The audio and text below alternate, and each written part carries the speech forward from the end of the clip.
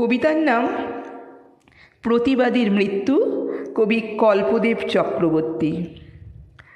প্রতিবাদী ছেলেটি আজ প্রতিবাদ করতে ভুলে গেছে।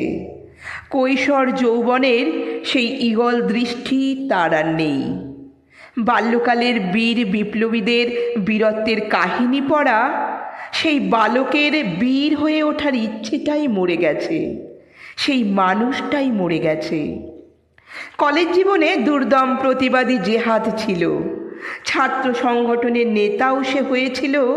তার চোখে আদর্শবাদী দলের প্রতি নির্ভেজাল আনুগত্য তাও ছিল। তারপর কলেজ পাঠ শেষে বিচ্ছিন্নতাবাদী আন্দোলনের নেতা হিসেবে হিট লিস্টে তার নাম জড়ালো। তাদের মনে হয়েছিল দেশটা প্রকৃত স্বাধীন হয়নি, স্বাধীনতা চাই, নিষ্পেষণ থেকে মুক্তি চাই, মুখোশধারীদের মুখোশ খুলে দিতে হবে, মুষ্টিবদ্ধ হাত তুলে শুধু বিদ্রোহ আর বিদ্রোহ। দেশব্যাপী একটা আন্দোলন ওরা গড়ে তুলেছিল। শাসকরা বেশ ভয় পেয়েছিল, একটা ভয় ভয় অস্থির পরিবেশ, ভয় আর ভয়। অত্যাচারীদের শিরদাঁড়ায় কাঁপন ধরেছিল। অত্যাচারী আর প্রতিবাদীদের দৌড়থে জনমানসে বিভীষিকাময় ছায়া তখন ঘনীভূত। প্রায় প্রতিদিনই খবরের কাগজে লাশের ছবি। প্রশ্নটা প্রথম থেকেই কুড়ে কুড়ে খেত, এটা কি সঠিক মুক্তির পথ? এক শোষকের মৃত্যু হয়, আরও একজন শোষক সিংহাসনে বসে। সমাধান কিসে? তবু ওরা খুঁজে চলে মুক্তির পথ। রাজরোষ থেকে মুক্তি পাওয়া অত সহজ নয়। একদিন ধরা পড়ে গেল ছেলেটি। গোপন ডেরা থেকে তুলে নিয়ে গেল পুলিশ। প্রতিটি খবরের কাগজে প্রথম পাতায় বড় বড় অক্ষরে ছাপা হলো সেই খবর: অমুক আন্দোলনের তমুক দুর্ধর্ষ নেতা গ্রেপ্তার। শোরগোল আর শোরগোল, মুক্তির আনন্দে জনতা, না বিরহে, নাকি স্রেফ কৌতূহল উদ্দীপনা, সেটা বোঝা গেল না। কালের নিয়মে একসময় সব স্তিমিত হয়ে এলো। কেউ জানল না ছেলেটি এখন কোথায়, কেমন আছে। গোপন অন্ধকার কুঠুরিতে ছেলেটি একা, দিনের পর দিন, দীর্ঘদিন, প্রতিদিন বিসর্জিত হতে থাকলো স্বপ্ন। তারপরে একদিন সরকারের পতন হলো, মানবিক মুক্তি পেল ছেলেটি নতুন সরকারের বদন্যতায়।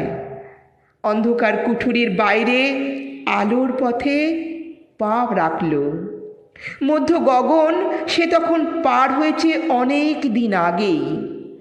ভগ্ন শিরদাঁড়া, পঙ্গু দুটি পা, বগলে ক্রাচের অবলম্বনে শিরদাঁড়া সোজা রাখার চেষ্টা। চোখের দৃষ্টিতে সেই প্রতিবাদ মরে গেছে। আবারও খবরে খবরে অনুরণিত হলো আকাশ বাতাস, অমুক নেতার মুক্তি। তবে কি আবারও উঠবে স্লোগান, মুক্তির পথ আমাদের পথ? ফিরবে কি আবার সেই অস্থির সময়? এই প্রশ্নটা ভয় না ভালোবাসার বোঝা গেল না। প্রথম শ্রেণীর বিভিন্ন পত্রপত্রিকা, ইলেকট্রনিক মিডিয়ার সাংবাদিকরা ঝাঁপিয়ে পড়ল এক সময়ের শোষকের হাড় হিম করা দুর্ধর্ষ ব্যক্তিটির ইন্টারভিউ নিতে।